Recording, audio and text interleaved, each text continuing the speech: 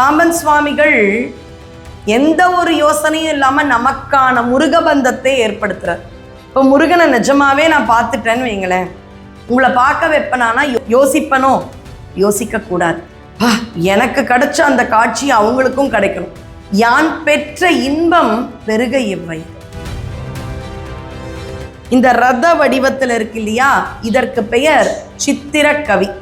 இதுக்கு முன்னாடி வேல் மாதிரி இருக்கிறதுல ஒரு சித்திரக்கவியா சஸ்திரபந்தம் பார்த்தோம்.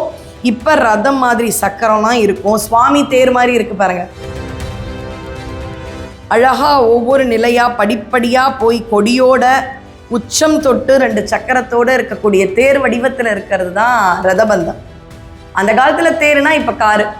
அப்ப ஏதோ வாகனம், தேருன்றது ஒரு வகையான வாகனம். அப்ப வாகனம் சம்பந்தப்பட்ட நன்மைகளை கொடுக்கக்கூடிய ஆற்றல் இந்த ரத பந்தத்துக்கு உண்டு.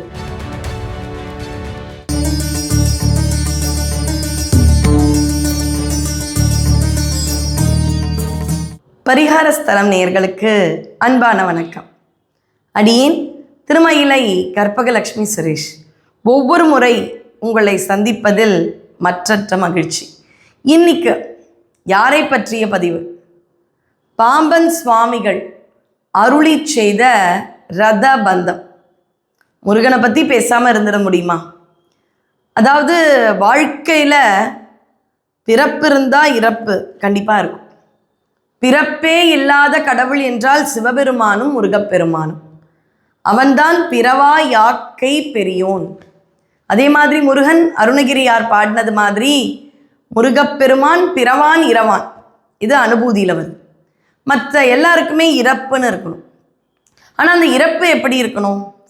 வயது முதிர்ந்து பேரன் பேத்தின்னு ஒரு நல்ல வாழ்க்கையை அனுபவிச்சு நோய் நொடியுற்று நொந்து மனம் வாடாமல்னு திருப்போரூர் சன்னதி முறையில் ரொம்ப அழகா சிதம்பர சுவாமிகள் பாடியிருப்பார். அது மாதிரி நொந்து மனம் வாடாமல் படுக்கையுறாமல் அப்படி ஒரு இறப்பு இருக்கணும். அப்போ விபத்து போன்றது நடக்கக்கூடாது. இன்னைக்கு வாகன வசதி ரொம்பவே அவசியம். ரொம்ப வேகமான உலகம் இல்லையா? அதனால் 2 wheeler, auto, car, bus, train, பலரும் வெளிநாடுகளுக்கெல்லாம் போகிறாங்க. அப்போ இந்த வானூர்தின்னு சொல்லக்கூடிய ஏரோப்ளேன் இதெல்லாம் இல்லாமல் வாழ முடியுமா? முடியாது.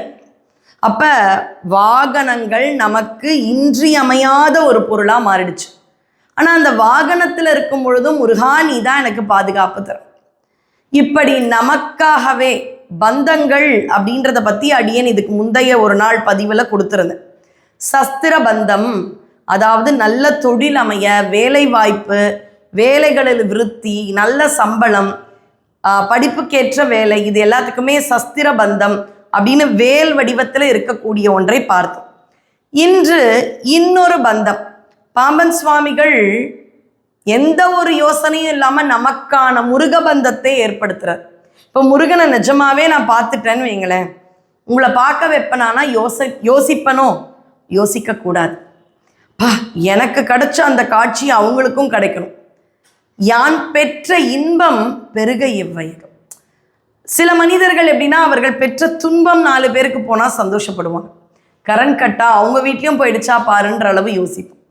ஆனால் இன்பமும் எல்லாரும் பெற்று நல்லா வாழணும் அப்படின்றத ஞானிகள் தான் நினைப்பாங்க. அப்படி முருகப்பெருமான் எனக்கு காட்சி கொடுத்தான், எனக்கு அருள் செய்தான். அந்த அருள் மக்களுக்கும் இருக்க வேண்டும்னு முருகப்பெருமானோடு பல காரணங்களுக்காக பந்தங்களை ஏற்படுத்திய ஒரு மகான் தான் பாம்பன் சுவாமிகள். அவர் ஏற்படுத்திய பந்தம் சஸ்திர பந்தம். தொழிலுக்காக ஏற்கனவே பார்த்துட்டோம். இதுதான் சஸ்திர பந்தம். இப்போ இன்னொரு முக்கியமான பந்தத்தை பார்க்க போகிறோம். அதுதான் ரத பந்தம். இதையும் உங்களுக்கு அழகாக டிஸ்கிரிப்ஷனில் போட சொல்கிறேன். கிட்ட ஒரு காட்சியும் உங்களுக்கு வரும். இந்த ரத வடிவத்தில் இருக்கு இல்லையா, இதற்கு பெயர் சித்திரக்கவி. இதுக்கு முன்னாடி வேல் மாதிரி இருக்கிறதுல ஒரு சித்திரக்கவியா சஸ்திரபந்தம் பார்த்தோம். இப்போ ரதம் மாதிரி சக்கரம்லாம் இருக்கும், சுவாமி தேர் மாதிரி இருக்கு பாருங்க, தெரியுதா? அழகா ஒவ்வொரு நிலையா படிப்படியா போய் கொடியோட உச்சம் தொட்டு 2 சக்கரத்தோட இருக்கக்கூடிய தேர் வடிவத்தில் இருக்கிறது தான் ரதபந்தம். அந்த காலத்துல தேருனா இப்ப காரு. அப்ப ஏதோ வாகனம், தேருன்றது ஒரு வகையான வாகனம். அப்போ வாகனம் சம்பந்தப்பட்ட நன்மைகளை கொடுக்கக்கூடிய ஆற்றல் இந்த ரத பந்தத்துக்கு உண்டு. இது தேர் வடிவில் அழகா எழுத்துக்களை வைத்து சித்திர கவியால பாம்பன் சுவாமிகள் நமக்கு அருளி செய்தது. இது பாம்பன் சுவாமி ஆலயத்தில் உண்டு. அல்லது கூகுள்லேயே நீங்கள் ரத பந்தம்னு போட்டிங்கன்னா நிறைய இமேஜஸ் வருது.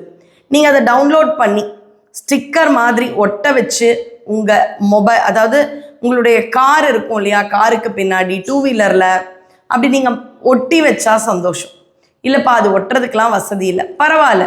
ஒரு இடத்துக்கு நம்ம வெளியில் கிளம்பும் பொழுது நடந்தே போனாலும் சரிங்க, நடந்து வெளியில் போகிறோம், திரும்ப வர வைக்கிறது யாருடைய அருள்? சுவாமியினுடைய அருள் தான். இப்போ இந்த ரதபந்தத்தை உங்களுக்காக நான் படித்து காமிக்கிறேன். இருள் பொருதா அம்பல சித்து எனும் முருகாணி இரு விண்ணோர் தேடும் மருந்தே மாண்பு பொருவாச்சீர் தேசு தரும் செந்தி நருந்தீர்த்த விரல் ஓங்கு சிதா வா சிறந்த மா இன்ப அருள். இவ்வளவுதான். இது என்ன உணர்த்துகின்றது? பேரொளி சிற்றம்பலம். அங்கே பேருக்கு கூட இருட்டே இருக்காதாம், கருமையே இருக்காதாம்.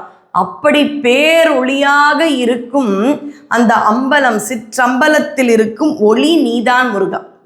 விண்ணோர்கள் தேடும் மாமருந்து, அவன் தேடி வருவாங்களாம். ஏன்? கந்தலோகத்தில் இல்லையா விண்ணோர்களுக்கு? இல்லையா, விண்ணோர்கள் தேடும் மருந்து நீ. அப்போ தேடி எங்கே வராங்களாம்? செந்தில் அப்படின்னா திருச்செந்தூர். திருச்செந்தூருக்கு உன்னை விண்ணோர்களும் தேடி வருகின்றார்கள்.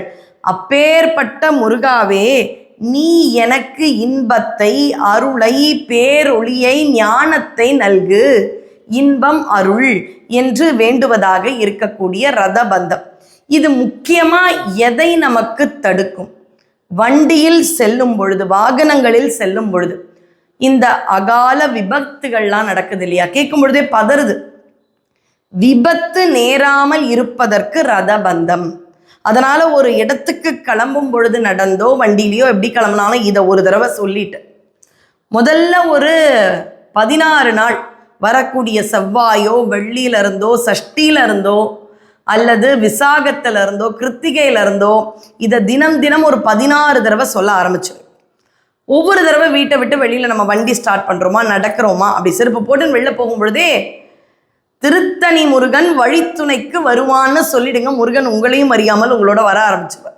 அப்படியே கிளம்பும் பொழுது இருள் பொருதா அம்பல சித்து எனும் முருகா நீ இருவின்னோர் தேடும் மருந்தே மருந்தே மாண்பு பொருவாச்சி தேசு தரும் செந்தினரும் தீர்த்த விரல் ஓங்கு சிதாவா சிறந்த இன்ப பொருள்.